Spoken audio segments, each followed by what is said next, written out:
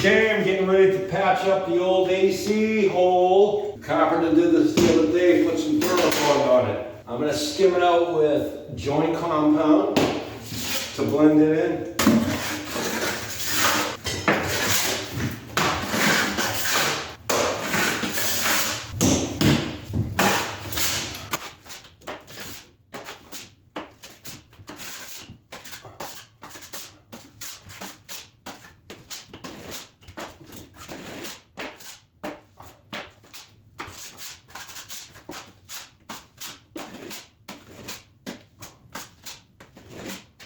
I'm gonna leave it like that.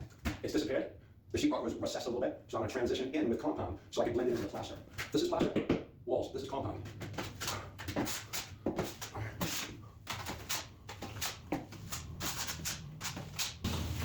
I'm gonna leave it like that until tomorrow, and then I'm gonna give it another coat.